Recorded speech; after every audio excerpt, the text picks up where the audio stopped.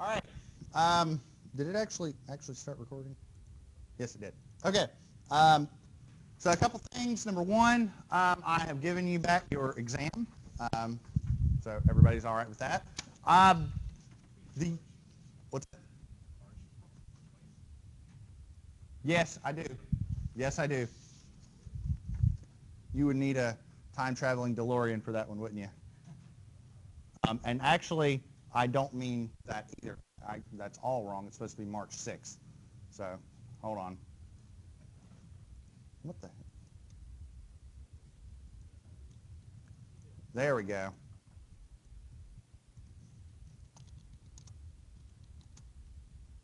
There we go. That's a little better. That's a little better. What's that?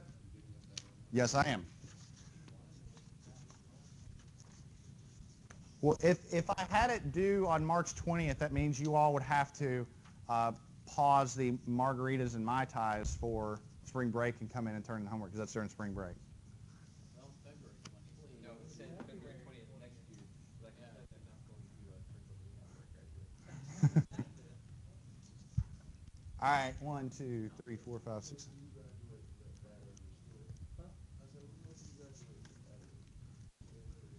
Yeah, you got to get past this crazy senior design professor next semester. Yeah. I taught it last semester. Yeah.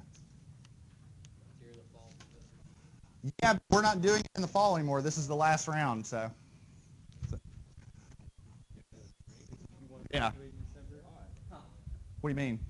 I mean, no, it's always been in the spring. We started teaching it in the fall because of this notion that there were some students that we thought needed it, and we were trying to enforce that students took it their last semester. The problem is we can't really enforce that. So we're teaching it next semester to fulfill the promise that we made to the students that need it next semester to graduate, and then we're going to get back to the fall and spring rotation. And then if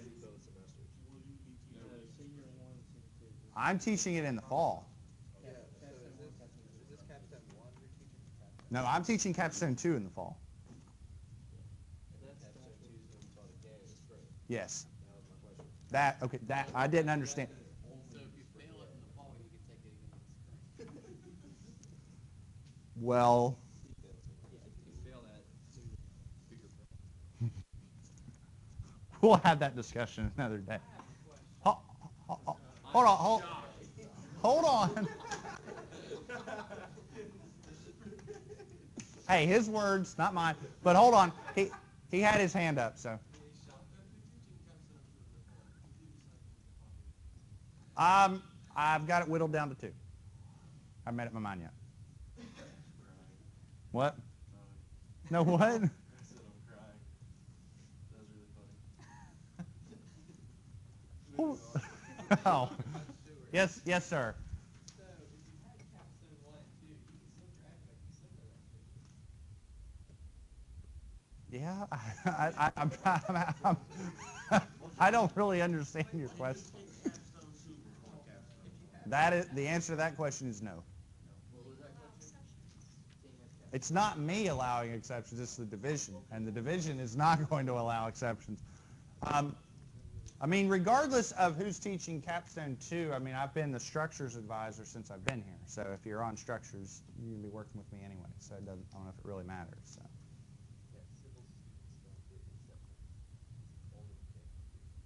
We're not touching that one with the 12-foot poles. We're going to move on.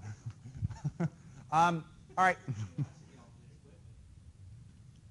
Concrete. Okay, so the YouTube playlist and everything on Blackboard is up to date. I even have the grades posted. I turned them off so you couldn't see them because I wanted to do that now, but I'll turn them on after class. Exam 1, you've got that back. Homework 5, T-beams and doubly reinforced beams. A couple things. This will not show up on an exam. I'll go ahead and tell you right now. This won't show up on an exam. I've given you an exam on bending. This is another bending assignment. So homework, or exam 2 is going to be shear and deflection. You need to do it, obviously, but you don't need to worry about it from an exam standpoint. There are some statements on the problems regarding a ductility check. Now let me clarify a couple things. When the book says check ductility, what it's saying is verify that the strain is bigger than .004. Like that's what it's saying. I don't really care about that because if you can do all of this, you can check strain. Plus, you've already been tested on that, so I ain't worried about it.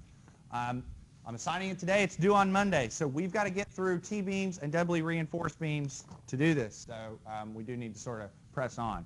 All right, everybody good so far? Any questions? All right, I've got a couple extras up here if you haven't already gotten them. Sign-in sheet is going around, right? Okay, all right. Then let's sort of get into it. Now, if you recall, it's been a while since we've gotten into lecture, but let me go back here. Let me go to here. All right, so we developed a design procedure for T-beams, okay? And remember, the tough part or the issue was to determine whether or not we are dealing with a rectangular beam or a rectangular T-beam or a true T-beam. Remember, the difference between a rectangular T-beam and a true T-beam is the location of the bottom of the stress block. In other words, if the stress block is completely located within the top flange, then it's a rectangular beam because we have a rectangular stress block. But if the stress block goes down into the web, well, then the stress block is T-shaped, and now we've got a true T-beam. So our design procedure goes along with that. We start off assuming that the beam is rectangular in nature, in its behavior, I guess I should say. So we compute our factored moments, we compute Mn required, we assume that it's rectangular, that the neutral axis is in the flange. Calculate rho, and then take that rho and calculate an A. We find that A is less than H sub F, then we were right, and we go to step 5. If we were wrong, and we have a true T-beam, we go to step 8. If it's step 5, it goes exactly like we did with a known cross-section. AS, rho BD, pick a reinforcement pattern, check it. PMN greater than or equal to MU and your ACI requirements. If you're wrong, and we're in true T-beam category, then we've got a few more calcs we got to do. We start off dealing with the flange steel couple, so compute the area and the moment capacity of that flange steel couple. And if we know what's going on with that, then we can determine, well, how much additional capacity do we need from the web? And if we've got that, we can determine the amount of steel we need for the web. So with the steel we need for the flange couple, the steel we need for the web couple, add it up, that's what we pick. All right? Sound good? All right. Now, if my memory's correct, and we check our assumptions, if my memory's correct, we did this one, right? We finished it, and we got a reinforcement pattern, and this was rectangular in nature. So I wonder what's going to happen with this one, okay? So, but we'll see, all right? Sound good? All right, so let's sort of check this one out. So we have a T-beam that we need to design the reinforcement for. Now, I've given you a lot of stuff that you would have to compute. For instance, I've given you the effective flange width of 54 inches. I've given you the moment of 920 foot-kits, which includes the self-weight of the beam. So we don't need to go through and do all that, because if you can do it for example 10A, you can surely do it for example 10B. So we can just, step 1, remember step 1's traditionally been the longest step. Well, it's going to be pretty short because we've been given it. All right, sound good? All right, we got 3 KSI concrete, though, too. Let's also recognize that, 3 KSI concrete. All right. All right.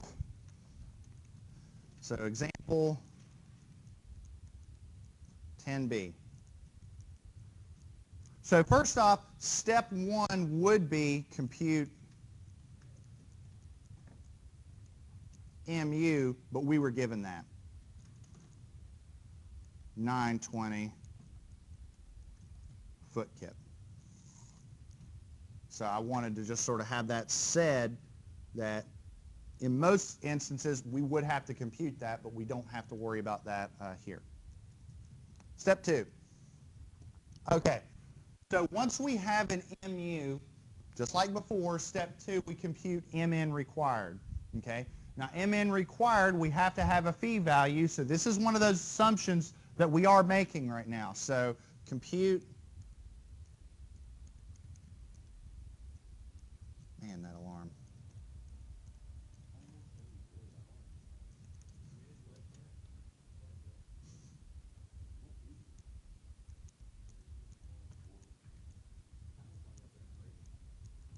I think that would set off another alarm, though.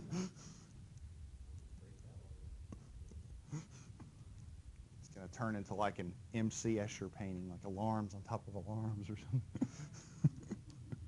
something.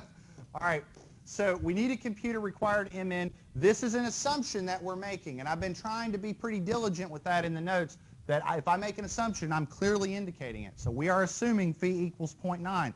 And from that exam, you know that's not always the case. So MN required is MU over phi, which is 920 foot kips, divided by 0.90, which is what?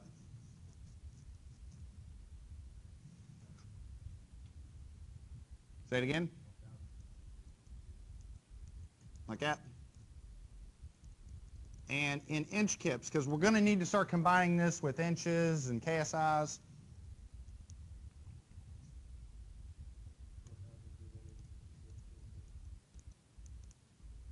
Or 0.7, something like that. I have a second on that? There we go. Not too bad, right? Okay. So step 3, we're going to compute a required row. Let's be clear, we are assuming that we have a rectangular T-beam. We're going to verify this assumption very quickly, but I want that to be clear. So step 3, compute required row. And we are assuming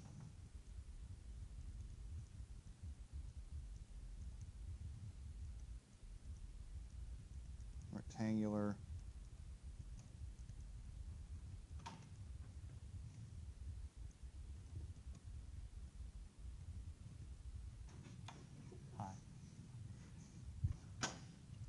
I teach reinforced concrete design here at Marshall University. How are you doing?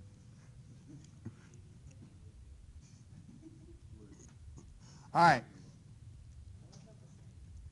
Let's see if I remember this formula. Hold on. See how zero, or what, already messing up.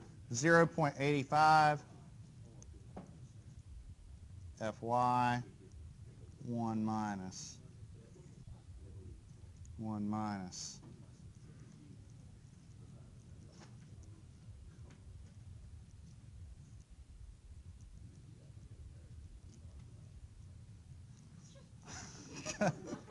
I'm gonna focus on this equation. Did I get it right?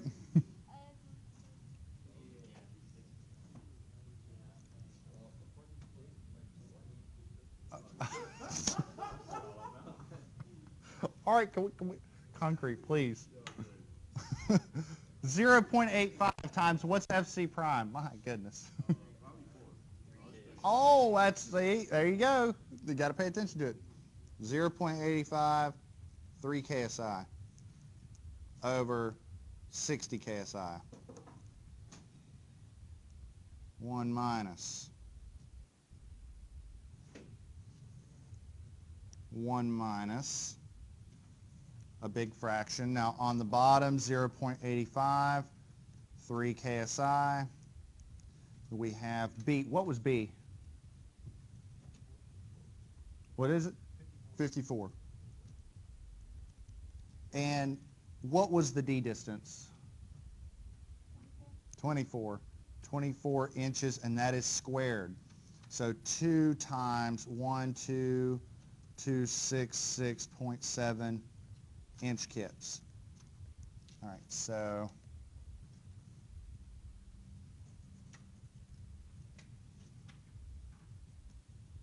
this is one of those calculations we all got to make sure we're agreeing on, because it's the formula's a little long. Bless you.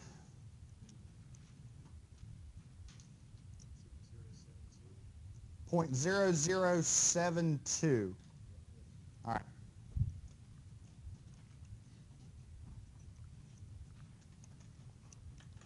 Actually, let me extend that a little more. 0.00718. I do want to be a little accurate on this because I want to make sure that the calculation I do next is reflective of what's really going on. Okay. So Everybody okay on this? All right. I like to carry my row values out a little far just to make sure I've got an accurate one. Okay. 4. Now, step 4, we are back calculating A. Okay? So let's be clear that we understand why we're doing that. So back calculate A. All right? So let's just sort of take a step back and make sure we understand. I mean, let's go back. What is rho? Rho is a reinforcement ratio. It tells us a percentage of how much of that cross-section needs to be steel, right? So in a way, rho is a measure of how much steel we need. What I am doing is I am taking this rho and I'm saying, all right, if we put this much steel in the beam, what would we have for A? That's what I'm doing for this calculation. So to compute A using a rho value, it is rho required Fy D over 0.85 FC prime, which is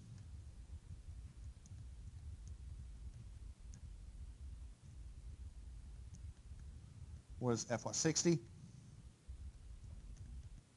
and this is 24 inches.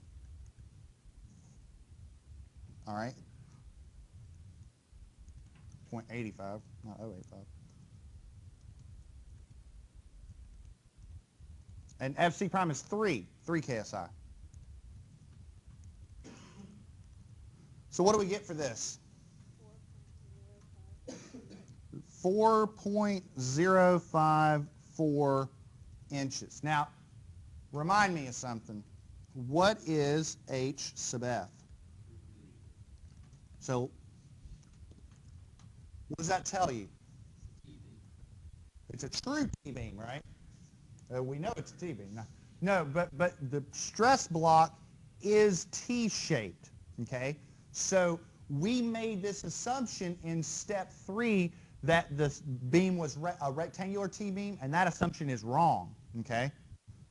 So this assumption was invalid, so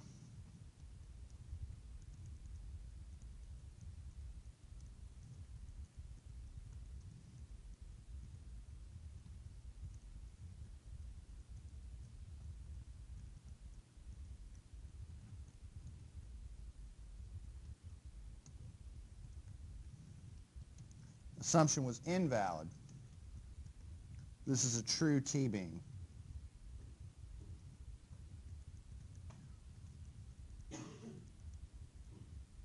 So what do we do? Well, yes, sir.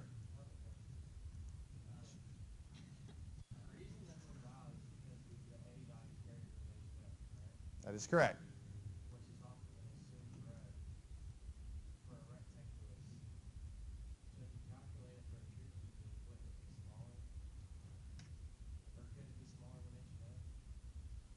No. No, because if it's a true T-beam, that means that A is larger than H sub F. That's what that means. So let's put it like this.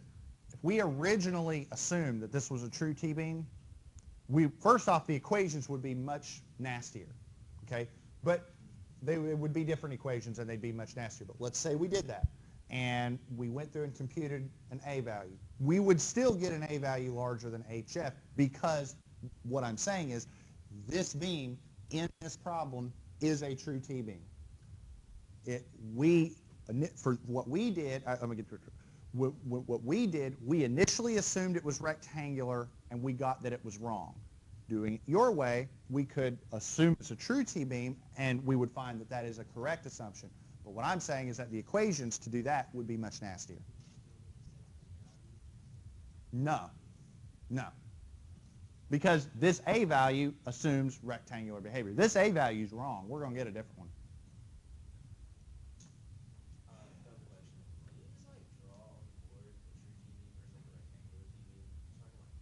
Well, I could draw it, but there's a better one in the slides. Hold on.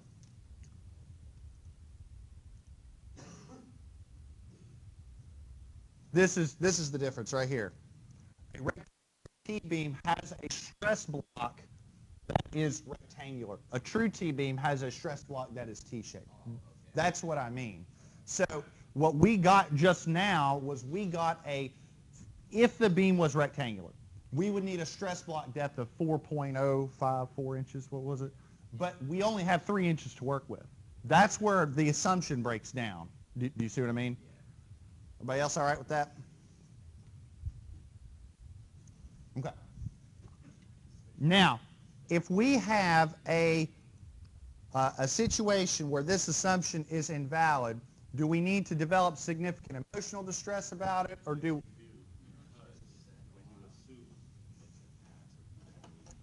That one is, that's classics.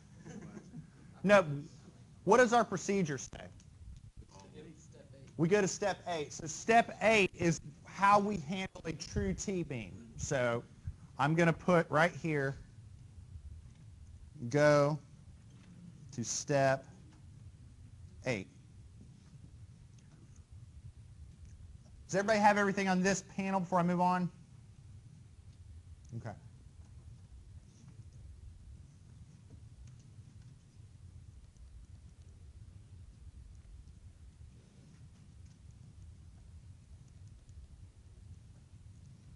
So when you're going through your notes and you see that there is no step 5, step 6, step 7, don't freak out. All right. So step 8, when we have a true T-beam, we split it up into our flange steel couple and our web steel couple. So step 8, we deal with this one first. Flange steel couple. Excuse me. Now, fortunately, the flange steel couple is not dependent upon A, so it makes our life a little easier. So ASF, they're very nice plug-and-chug equations. So 0.85 FC prime, B minus BW, HF over FY. So this way of doing it essentially splits it up so that you don't even need an A. Well, no. What I'm saying is this, okay? I'm saying that the flange steel couple is not dependent upon it. We don't need it for that. So we can handle the flange steel couple on its own, okay? Once we figure out what's going on with the flange steel couple and how much strength it can generate for the section, we can then back calculate how much we need for the web, okay? Now, to analyze the beam, we do still need an A, okay? But the A will not be the 4.054, whatever we just computed. All right, sound good? All right, so let's go ahead, let's check this one out. So 0.85, 3 KSI, 54 minus, what was the web width? 15. The flange thickness was what, 3? And 60. So what do we get here? Well, first off, what are the units? It's an area. Inches squared. 4.97. 4.97. Do I have a second on that? Maybe, what, 4.973? Okay. Now let's also compute a moment capacity associated with that couple. So Mn for the flange is ASFY, but in this case, the area of steel for the flange, bless you, Fy, D minus not A over 2, HF over 2. Because we're going from the center of the flange to the center of the steel, and that's D minus half the flange thickness, not half of A. All right? So 4.973 inches squared, 60 KSI, 24 inches minus half of 3. And what do we get? And let's go ahead and leave this in inch kips. It'll make our lives a little easier down the line. Say it again. 671.4. 671.4 inch kips? Yeah, I've got 6712.88. Oh, yeah. Do I have a second on that one, though? Okay, all right. Now, I'm going to leave it in inch kips, okay? Because what I'm going to do is this, I'm going to say, all right, this is how much the flange couple can contribute. So what I'm then going to ask, what do I need from my web couple? Okay, that's what I'm going to ask now. So in order to do that, so step 9, so we'll say compute required MN for the web. So we'll say that MU is 920 foot kips, right? What is that in inch kips? Anybody?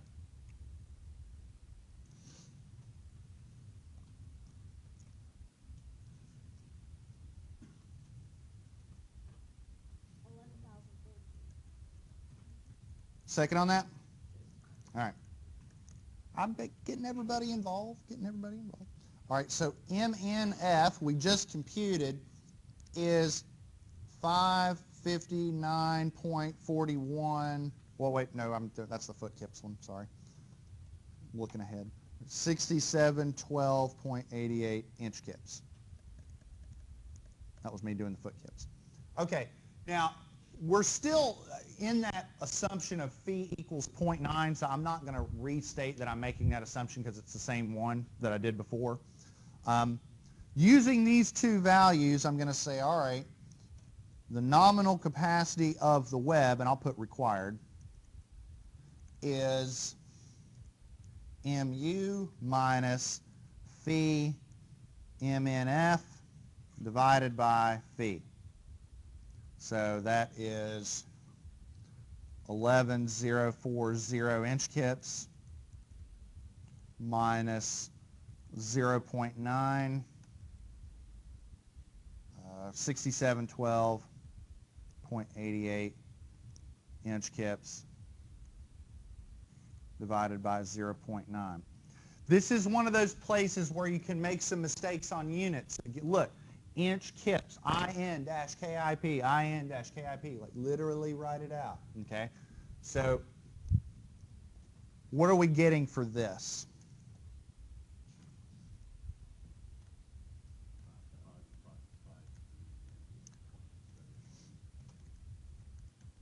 This inch kips. So what this is saying is my flange couple can provide 6712.88 inch kips. Okay. In order to safely resist those loads, I need an additional 5553.78 from the web. Okay. Sound good? All right. Let's see. How much room do I have down here? I don't think I have room, so I'm going to move on to the next panel. All right. Everybody got this? All right. Okay.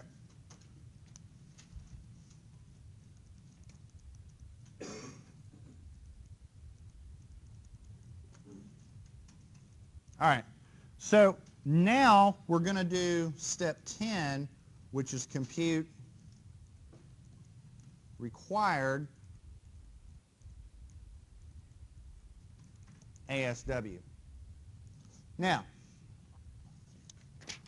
in order to do this, we're going to compute a rho and then AS equals rho BD. But I want to be very clear on a couple changes that we're making to the equation. So first off, we are computing rho required, but it is a rho required for the web. Okay?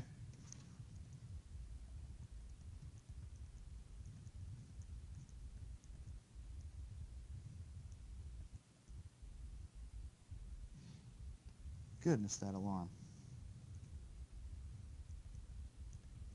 All right. Now I'm going to do something real quick. So first off, this is the equation that we normally use, right? But I'm going to make a couple changes to it. First off, it is the nominal moment capacity of the web because we're analyzing the web steel couple right now. So it's MNW.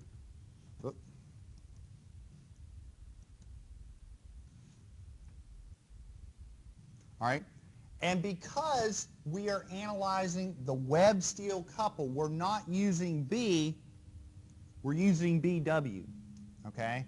So that's important to make sure you're not differentiating between the two. Okay? Because the width of that stress block for the web steel couple is not B, it's BW. Sound good? All right, so plug and chug. So what do we got? We've got 0.85 times 3 KSI over 60 KSI. 1 minus. 1 minus. I think I probably went a little overboard on that, but rather go overboard than underboard. Although you'd rather have under reinforced than over reinforced. Yeah.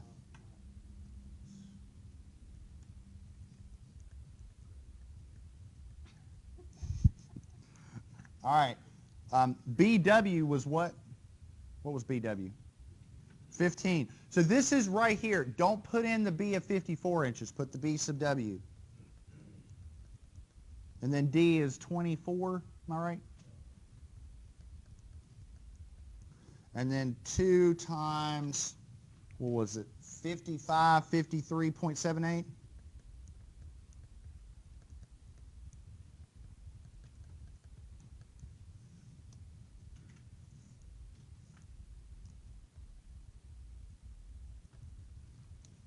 All right, and what does that come out to be? This is one we all got to agree on because that's another big one, big calculation. 0.01257. So that has been seconded. So now that we've got the reinforcement ratio required for the web steel couple, I can compute the area of steel for the web as rho BD. But again, B for the web. Okay? So 0.01257 times 15 inches, 24 inches.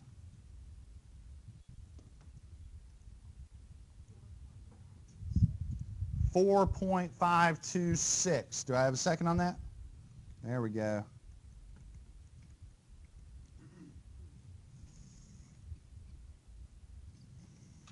All right. So step 11, our trial design. Now, when we pick rebar, okay, when we pick rebar, we pick based off of the sum of ASF and ASW. Now ASW is 4.526. What is ASF? 973, like that. So if I add those up, what is the area of steel required?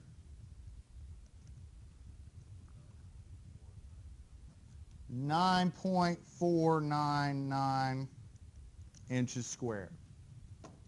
Sound good? Not too bad, right? I know it's long, but it's pretty, right? Okay. I'm going to give you a potential design. Now, you might be a little upset because I've got 2 layers of steel, but in the end, this will work quite well. So I propose, here's a potential design.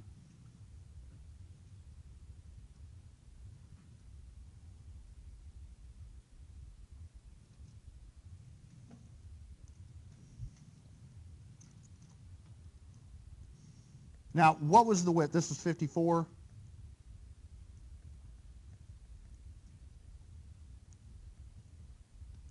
This dimension here is 15.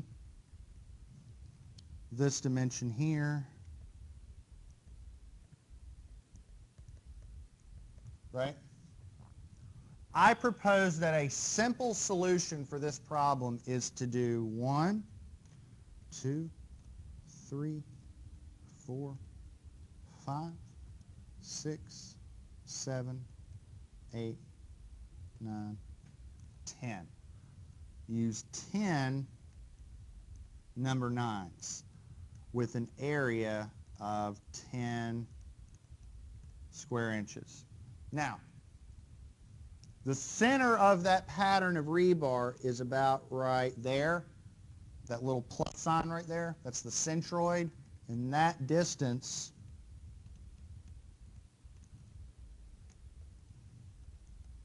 is D equals 24 inches. Now note, for 5 number 9s, B-min, or oh, come on, I can do better than that, is 14.3. So, in other words, instead of placing the 10 bars in a single layer, if I do 2 layers of 5, that'll work as long as 5 number 9s will fit in a 15-inch web. And I propose they will because the minimum width for 5 number 9s is 14.3 inches. So, sound good? Sound reasonable? So this is a potential design. And if you go through and check this design, okay, what you're going to find is the following. Does everybody have this? Okay. Everybody got this? And this will be very quick, but I need everybody to have this.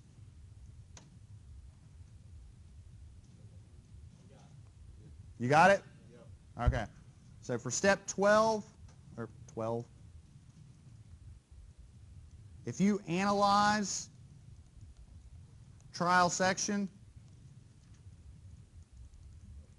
here's what you get. You get MU is 920, and you get phi MN is 935.5. You get that the strain is greater than 0.004, and you get that AS is greater than AS min. So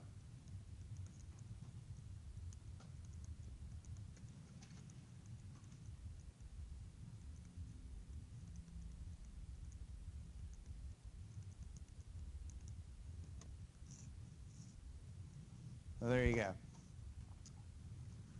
Any questions? All right. Next time, and you all, I almost like want to let you all do this. I mean, but you're going to be doing that on your homework. Next time, what we're going to do is we're going to answer our final question with beams, and that is, what if you have steel in compression? How do you handle steel in compression? And it's not hard. It's just you got to verify some assumptions, and that's it. All right. That's all I've got. Again, fantastic job on the exam. I will see you all next time.